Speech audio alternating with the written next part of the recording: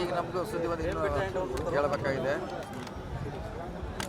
So ಅವರು ಕೆಲವು ದಿನಗಳಿಂದ ಆಸ್ಪತ್ರೆಗೆ ದಾಖಲಾಗಿತ್ತು ಬೆಂಗಳೂರಲ್ಲಿ. ಬಹುಶಃ ಚಿಕಿತ್ಸೆ ಫಲಕಾರಿ ಆಗದೆ ಆಗಿರ್ಬೋದು. ಭಾಳ ಹಳೆ ನಾವು JDS ಇದ್ದಂತೆ ಎಲ್ಲ ಜೊತೆ ಇದ್ದೀವಿ, ಜೊತೆ ಇದ್ದೀವಿ.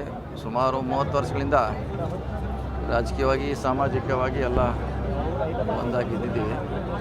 ಸೊ ಒಬ್ಬ ಹಿರಿಯ ರಾಜಕಾರಣಿ. ಅವೇರ್ನೆಸ್ ಮೂಡಿಸ್ಲಿಕ್ಕೆ ಏನೇನು ಕಾರ್ಯಕ್ರಮ ಆಗ್ತಾ ಇದ್ದೀವಿ, ಅಧ್ಯಕ್ಷರೇ ಖುದ್ದಾಗಿ ಬಂದಿದ್ದಾರೆ. ಅದ್ರ ಬಗ್ಗೆ ಅವರೇ ವಿವರವಾಗಿ ಹೇಳ್ತಾರೆ. ಅಂದರೆ ಏನು ಕಾರ್ಯಕ್ರಮ ಇದೆ, ಮುಂದೆ ನಮ್ಮ ಚಾಲೆಂಜ್ ಏನಿದೆ, ಏನು ಮಾಡಬೇಕಂತ. ಸೊ ಅಧ್ಯಕ್ಷರು ಬ್ರೀಫ್ ಮಾಡ್ತಾರೆ. ಅದಿಂಥ ಭಾಳಷ್ಟು ಆಗಬೇಕು. ಯಾಕೆಂದರೆ ನಮಗೆ ಕಸ ವಿಲೇವಾರಿ ದೊಡ್ಡ ಚಾಲೆಂಜ್ ಇದೆ ನಮಗೆ. ಸೊ ಅದು ಒಂದು ಹಂತಕ್ಕೆ ಮುಗಿಸುವಂಥ ಪ್ರಯತ್ನ ಮಾಡಬೇಕು. ಇನ್ನೂ ಭಾಳಷ್ಟು ಕೆಲಸ ಮಾಡಬೇಕಾಗಿದೆ ನಾವು.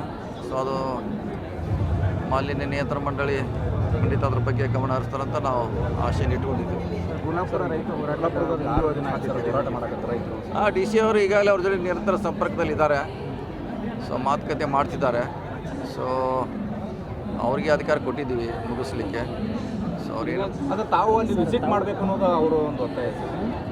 ಇಲ್ಲ, ನೋಡೋಣ, ಅವಶ್ಯವಿದ್ದರೆ ಮಾಡ್ತೀವಿ. ಈಗಾಗಲೇ DC ಅವರು 2-3 ಸಾರಿ ಹೋಗಿ ಬಂದಾರೆ ನಮ್ಮ ಪರವಾಗಿ, ಕಾರ್ಖಾನೆ ಪರವಾಗಿ, ಜಿಲ್ಲಾಡಳಿತ ಪರವಾಗಿ. ಅವಶ್ಯವಿದ್ದರೆ ಹೋಗ್ತೀವಿ. ಮಾಡೋರು ಅದಕ್ಕೆ ಹತ್ರಗೇನು, ಅದಕ್ಕೆ ಎಲ್ಲ ರಾಜಕೀಯ ನಮ್ಮ ಪಕ್ಷದವರು ಬಿಟ್ಟಿದ್ದಾರೆ, ಶಾಸಕರು ಹೋಗಿದ್ದಾರೆ, BJP ಅವರು ಹೋಗಿದ್ದಾರೆ, JDSನವರು ಹೋಗಿದ್ದಾರೆ. ಸಮಸ್ಯೆ ಗೊಂದಲ ಇದೆ, ಅದು ಸ್ವಲ್ಪ ಗೊಂದಲ ಇದೆ. ಗೊಂದಲ ನಿವಾರಣೆ ಮಾಡಲಿಕ್ಕೆ DC ಅವರು ಪ್ರಯತ್ನ ಮಾಡ್ತಿದ್ದಾರೆ.